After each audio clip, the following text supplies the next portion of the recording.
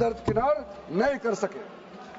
वक्फ एक सर हमने जो नया प्रावधान रखा है उसमें जितना भी जो आर्बिट्रेरी प्रोविजन जो जरूरी नहीं था उसको हमने सामान्य रूप से देश में और जितना कानून है उसको मिलाते हुए मुख्य रूप से ट्रांसपेरेंसी इन वक्फ मैनेजमेंट, सर्वे को अपडेट करने के लिए जो पहले इनसफिशिएंट प्रोविजन था इसमें वक्फ लैंड रिकॉर्ड्स वगैरह में महिलाओं का इनहेरिटेंस राइट, बच्चों का राइट और साथ साथ में कई हजारों केसेस पेंडिंग है ट्राइब्यूनल और कोर्ट्स में, उसको सेटल करने के लिए जो आज लगभग 10,000 से भी ज्यादा केसेस जो पेंडिंग था और कुछ सालों के अंदर में 13 से 30,000 केसेस पेंडिंग हो चुके हैं, उसको सरलता से सुलह करने के लिए हमने रास्ता खोजा है। एक चीज बार बार आप लोग कहते हैं, हमारे पक्ष के लोग हो या उस साइड के पक्ष के लोग हो या जो सदन से बाहर है, वो एक वक्तव्य देते रहते हैं, मैं उसको सुधारना चाहता हूं। ये कहते हैं कि हमारा देश में लैंड बैंक जो है वक्फ बोर्ड के पास 3rd लार्जेस्ट है। पहला रेलवे, इंडियन रेलवे, फिर इंडियन आर्मी मतलब इंडियन डिफेंस का, और फिर कहता है वक्फ बोर्ड के पास जमीन है। मैं उसको सुधारना चाहता हूं। सर आप भी तो ट्रेन में चलते हैं, हम लोग भी ट्रेन में चलते हैं, हजारों किलोमीटर ट्रेन का पटरी लगा हुआ है, स्टेशन बना हुआ है। वो ट्रेन का पटरी लगा हुआ है, वो रेलवे का प्रॉपर्टी थोड़ी है, ये तो देश का प्रॉपर्टी है, हम लोग सब चलते हैं उसमें। इसको आप कैसे लगा सकते हैं कि रेलवे के पास इतना है, वक्फ बोर्ड के पास इतना है? वो देश का प्रॉपर्टी है। हमारा डिफेंस के पास कहता है कि 2nd लार्जेस्ट है।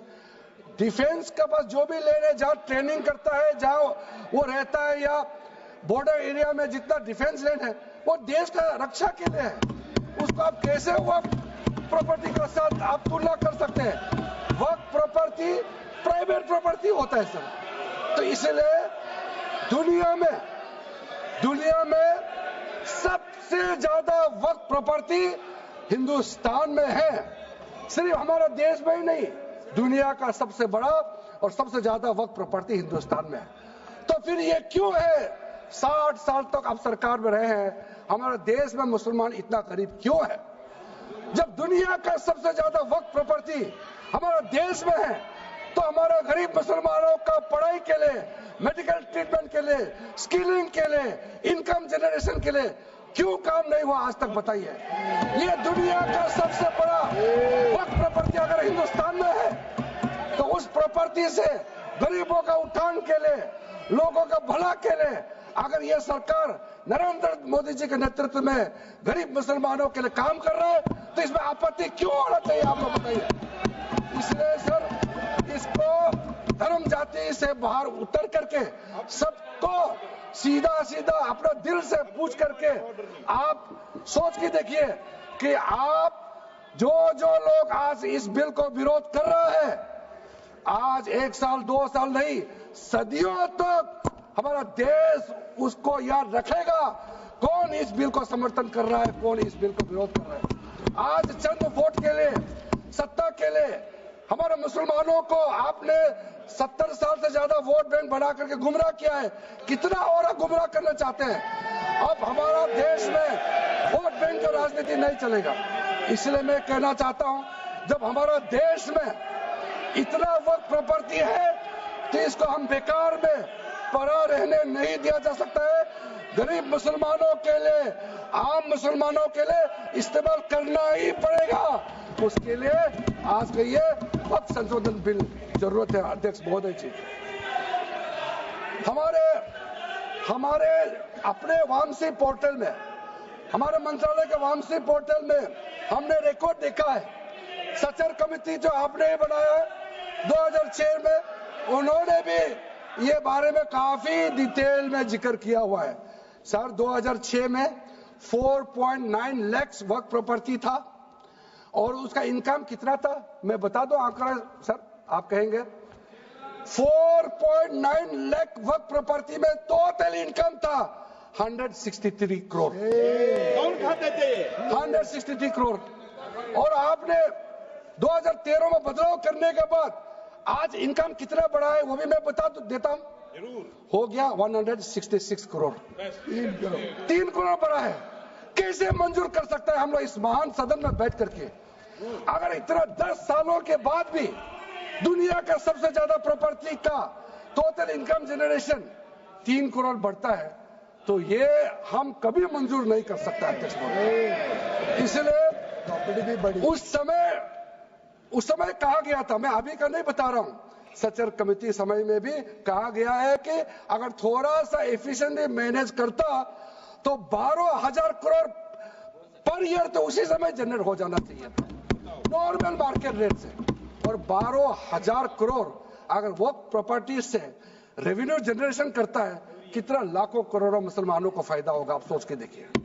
इसलिए सर आप लोग भी, मैं अनुरोध करता हूं कि आप लोग भी वक्त के बारे में जानना है तो हमारा वामसी पोर्टल को क्लिक करके आप लोग देखिए।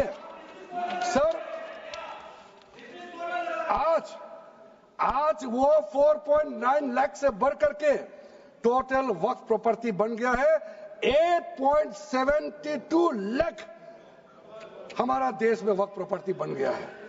और आप कल्पना कीजिए 8.72 लाख प्रॉपर्टी वक्फ का है, उसको अगर हम सही तरीके से मैनेजमेंट करता तो हमारा मुसलमानों का ही नहीं है, देश का तकदीर बदल जाएगा। इतना प्रॉपर्टी हमारे पास, अब समझिए चीज को। सर मैंने अभी कई राज्यों का दौरा किया अध्यक्ष महोदय, मैंने कई राज्यों का दौरा किया। मैं एक एग्जांपल आपको जरूर देना चाहूंगा। मैं बहुत इंप्रेस हो गया जब मैं पिछली बार जम्मू कश्मीर गई। जम्मू कश्मीर में हमारा नई वहां वक्फ बोर्ड का चेयरपर्सन बनी और मैंने पूछा कि आप जब वक्फ बोर्ड का चेयरमैन बनी तो उस समय क्या हालत थी और आज क्या हालत है। उन्होंने बोला कि सर जब उन्होंने पदभार संभाली तो उसमें कोई इनकम का, कोई व्यवस्था का, रिकॉर्ड का ठीक ठाक कुछ भी नहीं था। और उन्होंने आने के बाद 40 करोड़ रेवेन्यू इनकम उन्होंने जनरेट करना शुरू किया, मुझे बताया। और उसके वजह से वह काफी अच्छा काम कर रहा है। मैं हजरत बल श्राइन भी गए और वहां भी मरम्मत चल रहे हैं। इतना पुराना श्राइन है, दुनिया के लोग आते हैं, बहुत खूबसूरत से उसका सारा आसपास का ब्यूटिफिकेशन का काम भी चल रहा है। अगर अच्छा काम करेगा, रेवेन्यू बढ़ेगा तो सबका फायदा होगा सर।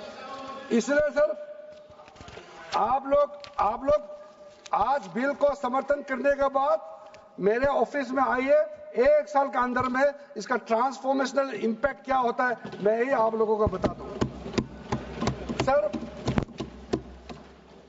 वक्फ अमेंडमेंट जो बिल लाए हैं उसमें जेपीसी का कई रिकमेंडेशन है जिसको हमने समर्थन किया है और एक्सेप्ट किया। हमने यह इस बिल में लाया। इसलिए बोलना कि जेपीसी का आपका कमेटी के बात को माना ही नहीं है, आपका कमेटी के बात नहीं सुना गया है, वो गलत बात है सर। अध्यक्ष महोदय जी, पार्लियामेंट्री कमेटी जब बनता है तो उसका एक अपना सैंक्टिटी होता है और उस कमेटी में खुले बहस हुए हैं। उसमें मैं अंदर जाना नहीं चाहता हूं क्या हुआ है, लेकिन उनके बीच में कई ऐसे मुद्दे हैं जो हम लोग सरकार समझते हैं कि बहुत अच्छा सुझाव आया है, हमने उसको माना है। और कुछ छोटा अमेंडमेंट है जो बहुत जरूरी चीज है, वो अमेंडमेंट भी हम लेकर के आए हैं। इसके बाद जो पूरा ये सारा व्यवस्था देखने के बाद सबके मन में उम्मीद जागेगा। उम्मीद इसलिए जागेगा कि एक नए सवेरा आने वाला है, इसलिए नए एक्ट का नाम भी उम्मीद हो गया है। तो उम्मीद क्यों हुआ है सर, मैं आपको बताना चाहता हूं। ये जो unified Waqf management, empowerment, efficiency and development, full form उम्मीद है, इसका रखने का पीछे कारण है सर। ये उम्मीद क्यों है? अब ये यूनिफाइड वक्फ मैनेजमेंट पूरा रजिस्ट्रेशन से लेकर के म्यूटेशन, एनक्रोचमेंट का विषय, सर्वे, कलेक्टर का रोल, सारा विषय को मिला करके मैनेजमेंट का पूरा सिस्टम को ही बदलने के लिए हमने काम शुरू किया है। उसके बाद एम्पावरमेंट, कैसा एम्पावरमेंट होने वाला है। मैंने पहले भी जिक्र किया, मुसलमानों में भी जो शियास हैं, सुन्नीस हैं, बोरास, आकाकानीस, पसमानदा मुस्लिम्स है जिसको बैकवर्ड माना जाता है, और विशेष करके महिलाएं और बच्चों के लिए जो हमने प्रावधान रखा है, तो ये मुसलमान का कम्युनिटी के अंदर में इतना जोरदार स्वागत हो रहा है। अध्यक्ष महोदय, यहां में कुछ मेंबर विरोध जरूर कर रहे हैं, लेकिन मैं कुछ मेंबर को मेरे घर में मैं न्योता देना चाहता हूं, और जो मुस्लिम डेलीगेशन मेरे घर में आ रहे हैं, स्वागत कर रहे हैं इस बिल को, उसका भी